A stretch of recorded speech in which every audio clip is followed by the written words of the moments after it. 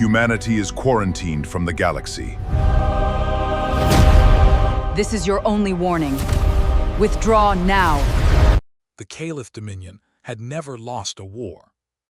900 years of conquest, 6,000 star systems, 41 species reduced to ash, to slaves, or to silence. Their fleets did not fight wars, they ended arguments. The flagship Voron's judgment was 11 kilometers of black hull and violet fire. It did not orbit planets. It hovered over them, like a blade held to a throat. Admiral Cressel Vorn had commanded that blade for 83 years. He had watched 41 homeworlds go dark beneath it. He had a method, it never failed. Step 1, study the target species. Step 2, find the weakness that keeps them alive. Step 3, turn that weakness into a grave. For most species, the weakness was food. For some, it was air. For a few, it was the fragile chemistry of their own blood. Vorn had ended entire civilizations by poisoning the thing they needed most. For humanity, the Dominion scientists found something simpler than all of it. Water. Every human body was over 60% water. Every human city depended on rivers, reservoirs, and pipes buried beneath the ground. Cut the water and a species dies quietly. No battle, no glory, just silence. Vorn found it almost insulting. A species this fragile had no right to hold a system as valuable as Sol. Sol's system sat at the edge of the Orion Arm, 3 unremarkable planets around an unremarkable star. But its asteroid belts were rich. Its gas giants were rich. And its third planet, according to 2 centuries of quiet Dominion surveillance, was covered in life. "Send the probes," Vorn ordered. "Let us see what we are dealing with." 3,000 reconnaissance drones descended toward Earth's atmosphere. They found farmland stretching across continents. They found cities glowing at night like scattered embers. They found no orbital defense grid worth the name. Vorn read the report twice. "They have nothing," he said. "No shipyards, no fleet, no shield network, a species of 8 billion and not one warship in orbit." His strategist, a narrow-eyed officer named Thessa Rin, hesitated before speaking. "Admiral, something feels wrong." Vorn did not look up from the report. Wrong how? They should have something. Every species has something. Even the Haven had spears before we arrived. Even the Corvi had walls. Vorn closed the file. "Then we will find nothing, conquer everything, and go home before the season ends." He turned to the tactical map glowing above the command table. Sol's system rotated slowly in blue light, small and quiet, at the center of 900 red markers. "Set course," he said, "full fleet." He did not know it yet, but humanity had been waiting for him for 40 years. 40 years before Admiral Vorn ever set course for Sol, a much smaller Dominion vessel had entered the same system. A scout ship, unarmed, silent. It had drifted past Neptune, past Jupiter, and into low orbit above Earth without triggering a single alarm on any human network. Or so the Dominion believed. That scout ship had vanished 3 days later. The official report, filed and forgotten in a Dominion archive nobody read anymore, listed the cause as unknown system failure. It was not a system failure. It was the first move in a war that had not yet been declared. The Dominion had conquered 41 species using the same 3-step method. Every species had a pattern. Every pattern had a weakness. Every weakness became a grave. The Haven had built their cities on floating platforms above a toxic ocean. The Dominion poisoned the platform's anchor systems and let the sea do the rest. The Corvi had built vast underground granaries to survive their world's long winters. The Dominion collapsed the tunnels and waited out the season. 41 times the method had worked. 41 times a species had been studied, measured, and erased with almost no cost to the Dominion at all. Vorn had commanded 11 of those 41 campaigns personally. He had never once needed a second wave of anything. He did not expect to need one now. What none of those 41 species had ever done was catch the Dominion scouting them first. Humanity had. The Dominion fleet crossed into Sol's outer system on what humans would have called a Tuesday. Nobody aboard the fleet called it that. To the Dominion, it was cycle 4471, day 12. 900 warships crossed the orbit of Neptune in a single formation, hulls blotting out the stars behind them. Sensors on Earth registered the fleet's mass and returned numbers that made 3 separate analysts request a recalibration. The numbers did not change. Vorn watched Earth grow larger on his viewport, blue, fragile, undefended as far as his sensors could tell. He had seen 1,000 worlds look this way in the final hours before conquest. "No planetary shield," said Thessa Rin, reading her console. "No orbital weapons platforms. No visible fleet of any kind." "As expected," Vorn said. "Admiral, there are structures in low orbit, small, non-military signatures, communication satellites most likely." "Then ignore them." Behind him, junior officers whispered among themselves. Word had already spread through the fleet. This would be the fastest conquest of Vorn's career. Some had placed wagers on how many hours it would take. Vorn allowed it. Confidence was useful. It kept a crew sharp before a fight and calm after one. A young weapons officer named Corvin Desk approached the command table, eager, barely out of his first century of service. "Admiral, requesting permission to log this as my first campaign kill count." Vorn almost smiled. "Almost. Log it as you wish, Desk. There will be no resistance to record." "None at all, Admiral. They have farmland and cities, boy, not armies. Watch and learn what an easy war looks like. You may not see another one like it in your career." Desk returned to his station, already composing the report he would send home to his family once the conquest was complete. He would never send that report. None of the crew who believed this war would be easy ever got the chance. On a secondary display, a junior analyst flagged something odd about Earth's orbital satellites, an irregular pulse in their transmission pattern that repeated every 11 seconds. He filed the anomaly as low priority and moved on to more pressing matters. Nobody on the bridge ever looked at that report again. It would have told them everything. He gave the order that had ended 41 civilizations before this one. Deploy the cleansing agent into their water systems. Let them drown from the inside. The Dominion called it the cleansing agent. It was a molecular compound engineered over 3 centuries, designed to bond with water at a cellular level and turn it into a slow poison. It killed nothing quickly. It killed everything eventually. 40,000 delivery pods launched from orbit. Each one burned through Earth's atmosphere like a falling star. Each one was aimed at a river, a reservoir, or a coastline. The Dominion had mapped every major water source on the planet using nothing more than passive orbital scans. On the bridge, officers watched the pods fall in perfect silence. It was, by Dominion standards, an elegant weapon.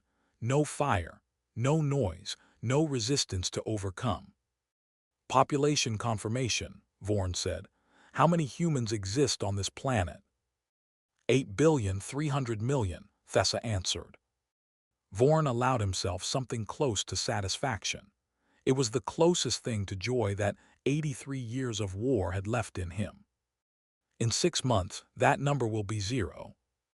He turned from the viewport, already thinking of the next system on the Dominion's list. "Phase 1 complete," he said.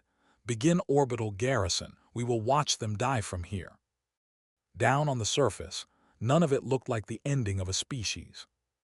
In a coastal city on the eastern edge of North America, a woman named Dana Ose sat at a console 300 meters below street level, sipping coffee she had made from tap water 20 minutes earlier.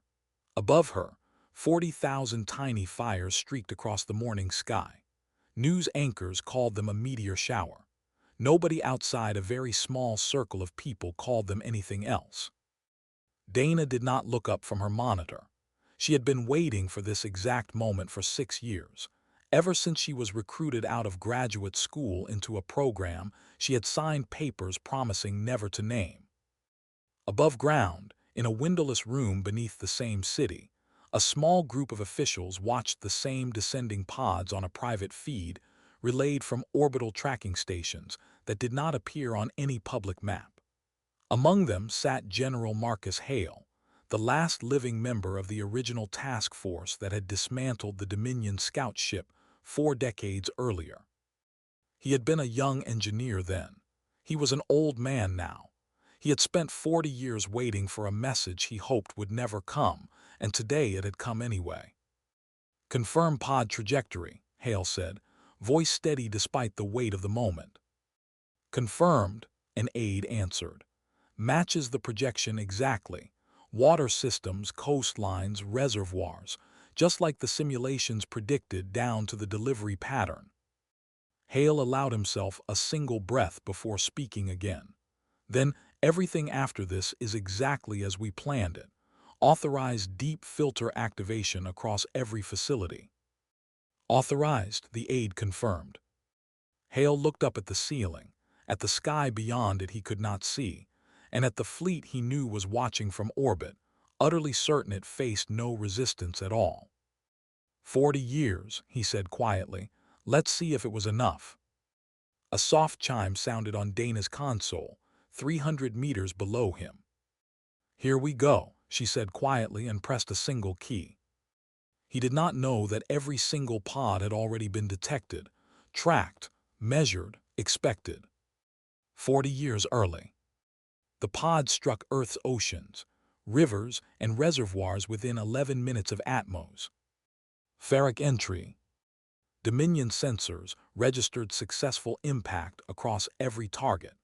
Water samples should have shown immediate molecular contamination spreading through every major population center within the hour. They did not. Thessa Ryn stared at her console. She ran the scan again. The numbers refused to change. "Admiral, the cleansing agent isn't binding." Vorn crossed the bridge in 3 strides. "Explain." "I can't. The compound is present in the water. It's just inert, neutralized, like it never activated at all." "Run a diagnostic on the compound itself. Perhaps it degraded in transit." "I already did. The compound is fully active, Admiral. It simply isn't working." On the surface of Earth, something else was happening. Something the Dominion had no sensors calibrated to detect, because it had never occurred to them that a species without visible starships could still out-engineer them underground. Beneath every major city, hidden for decades under bureaucratic budgets and quiet defense contracts, sat facilities the world had never officially named. Governments called them water security infrastructure. In press releases nobody read past the headline. Soldiers called them the deep filters. Each one was buried 300 meters underground. Each one processed water through 7 independent layers of filtration, neutralization, and molecular scanning. They had been built to survive nuclear fallout, chemical war, and biological collapse. They had been built specifically for this exact moment. In Facility 7, beneath what used to be simply called Chicago, Dana Osa watched green lights run down every panel in front of her. "Contaminant detected," she said calmly into her headset. "Neutralizing." Her supervisor's voice crackled back through the line, thousands of kilometers away in a facility she had never seen. "Confirm neutralization successful." "Confirmed," Dana said, "just like the drill, 1,000 times just like the drill." Above them, cities kept running. Taps kept flowing. Children brushed their teeth with water that had, moments earlier, carried a poison engineered across 3 centuries to end a species. Nobody in those cities panicked, because nobody in those cities had ever been told there was a threat to begin with. That secrecy had cost billions of dollars and decades of political will to maintain. It had also saved every single life inside those city limits. In Facility 112, buried beneath the Nile Delta, an engineer named Terk Abood watched the same green lights bloom across his own console. He had trained for this exact scenario for 11 years.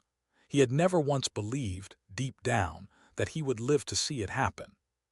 Contaminant neutralized, he reported. All 7 layers held. His supervisor's reply came through static, calm despite the moment. Copy that, Facility 112. How does it feel?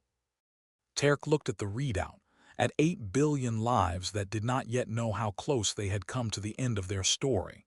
Feels like the drills were worth it, he said. Across the Pacific, in a facility built into the side of a dormant volcano, a team of 6 worked in total silence, watching their own panels turn from red to amber to green. Nobody spoke until the final confirmation came through. Then, quietly, someone allowed themselves a single held breath, released. 412 facilities, 412 confirmations, not one failure. Across the planet, 412 identical facilities did exactly what Dana's had done. Not one of them failed. On the Dominion flagship, Vorn stared at failure for the first time in 83 years of unbroken conquest. "This is not possible," he said quietly. "Admiral," said a communications officer near the rear of the bridge. "Second wave of pods ready to deploy. Do we proceed?" Vorn hesitated. Hesitation was not something his crew had ever seen from him. "Deploy," he said finally. "Triple the concentration." The second wave fell an hour later. It met the same silence as the first. In the windowless room beneath the city, General Hale watched the second wave of pods strike the same rivers, the same reservoirs, the same coastlines. His aide read out the same result a second time. "Neutralized," she said. "Every facility, every layer holding at 100%. Hale nodded slowly. "Send word to the other facilities. Tell them Phase 1 held. Tell them 40 years was enough." Across the world, in rooms nobody outside a small circle would ever know existed, that same message reached engineers, soldiers, and scientists who had spent their careers preparing for a single afternoon. Some of them wept. Most of them simply went back to work, because the next phase had already begun. Thessa did not answer his growing frustration. She was too busy watching a second alert appear on her screen, one she did not understand yet, one that would matter far more than a failed poisoning. Something in Earth's crust had just changed. Heat signatures were rising from beneath the surface in patterns that made no sense for a species with no known industry, beyond agriculture and simple orbital communication. "Admiral," she said slowly, "you need to see this." Vorn ordered a full sensor sweep of the planet. What came back should have been impossible. Beneath Earth's surface, heat signatures bloomed in over 400 locations. Massive ones, industrial ones, signatures that did not belong to a species with no fleet.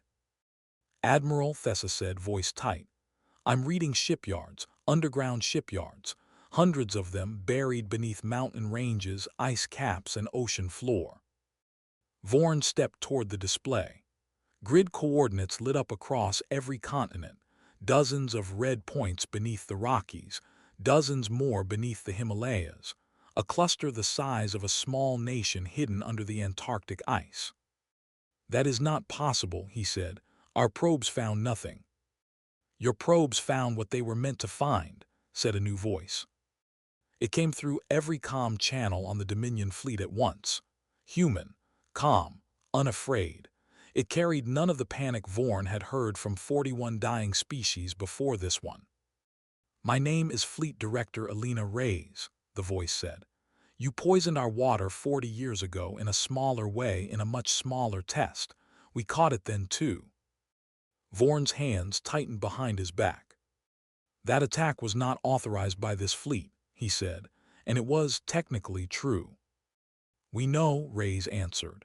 It was authorized by the same dominion that authorized this one, the same empire, the same method. Study the target, find the weakness, poison the water. You have done this 41 times before us. We read every line of that history the day we opened your scout ship's databanks. Vorn said nothing. There was nothing to say to a species that had read his empire's entire war record before he had ever set course for their system. No, Reyes answered. It was a Caliph scouting probe, small, quiet, unarmed. It was supposed to observe us and vanish, and we were supposed to never notice it happened at all. We noticed.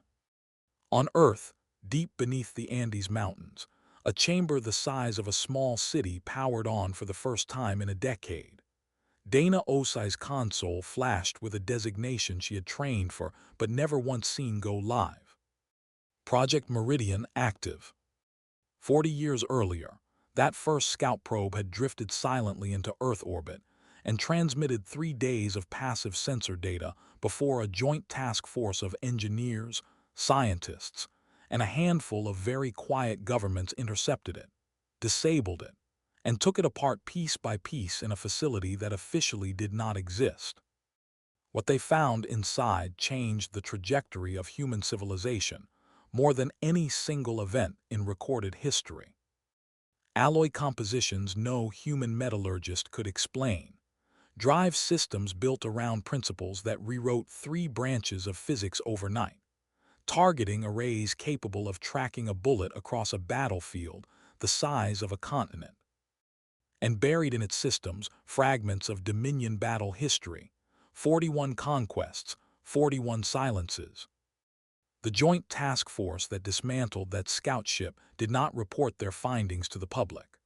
They reported them to 14 heads of state in a single closed meeting that lasted 3 days and produced no press release, no leaked memo, and no official record beyond a single classified file. The conclusion of that meeting was simple. A species existed that had already destroyed 41 civilizations. It would eventually find Earth. And when it did, it would expect a species with no fleet, no shield, and no warning. So humanity decided to become exactly that, on the surface. Humanity did not panic. Humanity got to work. Every ocean got its deep filters. Every city got shielded infrastructure disguised as municipal water projects. And beneath the mountains, the deserts, and the ice caps, humanity built 412 shipyards that never once appeared on a single surface scan, because every single one of them had been built to look, from orbit, like nothing at all. The project consumed 40 years, $11 trillion in resources routed through budgets that never used its real name, and 3 generations of engineers who trained their replacements before retiring without ever telling their own families what they had spent their lives building. Some of them did not live to see this day. Their names were etched into a wall inside the Andes facility, a wall Elena Reyes had walked past every morning for the past 6 years, reading names of people who had given their careers to a war they were told might never come. It had come. Rey's voice continued, calm as still water. You spent 40 years thinking we were harmless, she said. You spent 40 years never once asking why your scout ship went dark and stayed dark. We spent those same 40 years preparing for exactly this. Fleet on exactly this day. Vorn's officers exchanged glances across the bridge. On the tactical display, one shipyard door began to open, then another. Admiral, Thessa said, her voice barely above a whisper, all 412 shipyards are opening at once. Phase 2 complete, Reyes said. Say hello to the Meridian fleet. The first human ship rose out of the Pacific Ocean like a mountain breaking the surface. It was called the Ares Requiem. 4 kilometers of dark alloy, built from metals mined from 3 different moons and assembled by machines that had worked without rest for 4 decades. Water cascaded off its hull in sheets as it climbed toward orbit. Behind it came another, then 20, then 200. Vorn watched the numbers climb on his display, and felt something he had not felt in 83 years of war. Doubt. Ship count, he ordered. 412 confirmed launches, Thessa said. Still rising. Estimated tonnage exceeds our entire fleet combined. That is not possible. A species this size cannot build a fleet this size in secret. They didn't build it from nothing, Admiral. Thessa's hands moved rapidly across her console, pulling up hull scans, drive signatures, weapon emission patterns. Look at the hull composition. Look at the drive signatures. This isn't new technology to us. Some of it is 100 years behind our current fleet, but some of it is decades ahead. Vorn's blood ran cold before he even asked the question. Ahead of what? Thessa turned to him, her face pale. Ahead of anything in the archive that ship carried, Admiral. They didn't just copy our technology. They understood it. They improved it. They've had 40 years to turn our own blueprint into something better than the original. On the bridge speakers, Ray's voice returned, calmer than before and colder for it. You gave us the blueprint the day your scout ship went silent, she said. We spent 40 years turning your own knowledge against you, one generation of engineers at a time. The Meridian fleet moved into formation around the Dominion's 900 warships, not attacking, not yet, surrounding. Human fleet hold position, Vorn ordered, though he already suspected they would not. They did not. The Ares Requiem fired first. A single beam of condensed gravitic energy tore through the Dominion cruiser Halex Ward and cut it into 3 burning pieces before its shields could even register a threat level above minimal. Alarms exploded across the Dominion fleet. Return fire, Vorn shouted. All ships return fire. 900 warships opened fire on 412 human vessels. The void around Earth lit up brighter than its own sun, weapons fire crossing in every direction, hull fragments spinning off into the dark. Human shields held. Not perfectly, not without cost. 3 human ships fell in the first 2 minutes, their crews lost in silence at the edge of the only home they had ever known. But the rest held, ship after ship, wave after wave, in a way the Dominion's own targeting computers insisted should not be mathematically possible. Their shielding technology is 30 years ahead of projections, Thessa said, voice shaking now. Admiral, we are losing this engagement, not slowly, quickly. Across the battle line, a Dominion destroyer named the Cressa Vale attempted to break through the human formation and strike directly at the Ares Requiem. 3 human ships moved to intercept without a single order broadcast between them, closing the gap in under 4 seconds. The Cressa Vale did not reach its target. It broke apart under concentrated fire and drifted silently into the dark, one more piece of wreckage in a battle that had, an hour earlier, been expected to end without a single Dominion loss. Vorn watched the exchange in silence, calculating losses that no longer made sense against any model his war college had ever taught him. Vorn stared at the wreckage of the Halex Ward drifting past his viewport, debris tumbling silently through a battle it could no longer take part in. Aboard the Ares Requiem, a squadron of 40 human fighters broke formation and dove toward a Dominion cruiser twice their combined mass. Dominion point defense systems tracked them, locked on and fired. The fighters were already gone, weaving through the fire in patterns the Dominion's targeting computers labeled statistically improbable. 2 fighters fell. 38 did not. They struck the cruiser's engine core in a single coordinated pass and turned 4 kilometers of alien warship into a slow, dying drift through the dark. On the Dominion bridge, a tactical officer stared at the replay in disbelief. Admiral, their fighter coordination exceeds anything in our combat simulations. It's like they've fought us before. They have not fought us before, Vorn said. They have simply spent 40 years imagining exactly this fight every day until it stopped being imagination.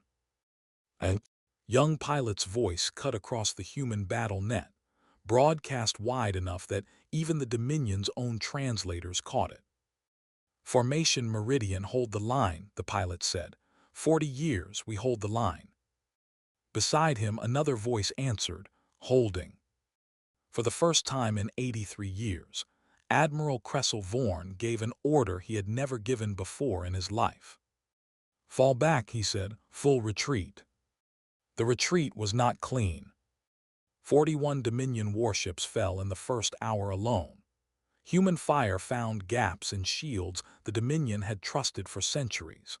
Human pilots flew formations that Dominion war colleges had never studied, because those formations did not exist in any Dominion archive. They existed only in 40 years of quiet human planning, war-gamed in simulation chambers beneath mountains nobody, outside a handful of governments, had ever known existed. Vorn stood on his bridge and watched his fleet break apart around him, ship after ship losing power, losing hull integrity, losing crew. "Casualty report," he said. 62 ships destroyed, Thessa answered. 90 more critically damaged. "We are being pushed out of the system, Admiral, and they are not even using their full fleet against us." Vorn said nothing at first. He was looking at a single tactical replay, over and over, frozen on the same frame. The moment his fleet had arrived, the moment his sensors had reported nothing, the moment he had ordered the poisoning of a planet he believed defenseless. "They knew we were coming," he said quietly. "Admiral." "Not today, not this year. They knew a species like us existed 40 years ago, and they built an entire civilization's worth of silence around that fact." He turned to Thessa, something close to grief in his voice. "Every choice we made from the first probe to this fleet was already accounted for before either of us were given command." "Then what were we, Admiral?" Thessa asked. "If they planned for us this precisely, what was this battle to them?" Vorn considered the question longer than he wanted to. "A test," he said finally. "One we failed and one they had been rehearsing for 40 years. Thessa checked her readouts one final time, and her voice dropped to something close to fear. "Admiral, long-range scans. There are more shipyards under the ice caps, under the ocean floor. We only saw the ones they wanted us to see. There could be 100 more we haven't detected at all." Across the retreating fleet, similar reports reached every surviving Dominion captain. Ships that had spent centuries conquering unprepared worlds now ran diagnostics on their own shields, searching for weaknesses a single afternoon had exposed in front of an enemy who would remember every one of them. A captain aboard the cruiser Haven's Mercy stared at his own damage report in silence. 40% of his shield capacitors had failed under human fire, a failure rate his engineers had never seen in any prior campaign. He did not send that report to Vorn. He simply filed it and hoped High Command would blame the battle instead of the ship. How many ships could they still be hiding? "I don't know," Thessa admitted. "For the first time in my career, Admiral, I genuinely do not know." Behind them, on a secondary station, Corvin Desk watched the wreckage of 3 friends' ships drift past the viewport. He had logged his first campaign kill count only hours earlier, certain there would be nothing to record. Now he stared at a battle he had no framework to understand. "Admiral," he said quietly, "the tactical instructors never taught us this. None of the campaign archives cover an enemy that already knew our doctrine before the battle began." "That is because no enemy ever has," Vorn said, "until today." Desk said nothing further. He simply turned back to his station and began recording numbers that no longer resembled a war he recognized. Ray's voice returned to the bridge speakers one last time, quiet now, almost gentle. "You called us harmless," she said. "You called us fragile. You poured poison into our rivers and went to watch us die from orbit, the same way you watched 41 other species die before us." A pause. Somewhere behind that pause was the weight of 40 years, the weight of every engineer who had worked a life's career on a project they were never allowed to speak of, the weight of every soldier who trained for a war they hoped would never come. "We let you believe we were weak," she continued, "because a predator that thinks its prey is defenseless never bothers to ask why the water tastes wrong." Vorn closed his eyes. "Phase 3 complete," Reyes said. "Leave our system, Admiral Vorn. Tell your Dominion what you found here. Tell them the truth this time, not the story your probes told you 40 years ago." The remaining Dominion fleet turned and fled Sol at maximum burn, leaving 61 warships as wreckage in Earth's orbit, a debris field that would remain there for centuries as a monument nobody in the Dominion would ever admit to building. As the last Dominion ship crossed the orbit of Neptune, Thessa Rin finally allowed herself to ask the question that had been building in her mind since the first pod failed to activate. "Admiral, what do we tell High Command?" Vorn did not answer for a long moment. When he finally spoke, his voice carried none of the confidence it had held only hours earlier. "We tell them the truth," he said. "We tell them there is a species in the Orion Arm that spent 40 years preparing a grave for the First Fleet arrogant enough to visit them, and we tell them not to send the second." 900 warships had entered Sol's system believing they faced an undefended, water-starved species with no fleet and no future. 412 of Earth's own ships escorted the survivors to the edge of the system and let them go. It was not mercy, it was a message. Admiral Cressel Vorn returned to Dominion space with 83 years of unbroken conquest ended in a single afternoon. His report would be read by generals across 6,000 star systems. Most would not believe it. All of them would remember it. On Earth, water still flowed through the taps of 8,300,000,000 people who had never known, not for one single day, that their species had come within 30 minutes of extinction. No news broadcast ever mentioned the pods. No headline ever used the words cleansing agent. The governments of Earth had spent 40 years learning how to keep a secret, and they intended to keep this one a little longer, at least until the world was ready to understand what had almost happened above its own sky. Dana Osai shut down her console in Facility 7, beneath the ruins of what used to be a simple filtration plant, and looked up through a reinforced skylight at a sky that had, for one afternoon, held 900 warships aimed at her planet. "They never even knew what we drank the water for," she said to no one in particular. Her supervisor's voice came back over the line, tired but steady. "None of them ever do, that's the whole point." In the weeks that followed, wreckage recovery teams moved quietly through Earth's orbit, gathering fragments of 61 Dominion warships for study. Every alloy sample, every drive component, every scrap of alien hull was cataloged and sent to the same underground facilities that had built the Meridian fleet in the first place. Project Meridian had never been designed to end with a single battle. It had been designed to end with an answer to a question no human government had ever said aloud. What happens when they come back with 1,000 more ships instead of 900? Fleet Director Alina Reyes stood in the observation deck of the Ares Requiem, watching the last Dominion warship vanish past Neptune's orbit, a single point of light shrinking into the dark. She did not smile. She did not celebrate. 61 Dominion ships and 3 human ships had been lost above her planet in a single afternoon, and somewhere in the wreckage were people who would never come home. On both sides of a war neither side had chosen to start on this particular day. She simply said the only words that mattered. Humanity does not drown quietly. Somewhere in Dominion space, weeks later, a report reached the desk of a high command that had never once lost a species it targeted. The report had one line highlighted in red. "They knew we were coming. They have known for 40 years, and they are still building." 6,000 star systems away, in a chamber deep beneath the Andes Mountains, Project Meridian's status board did not power down after the battle ended. It simply changed one word. Active became continuing. General Marcus Hale received the final casualty report in the same windowless room where he had watched the first pods fall.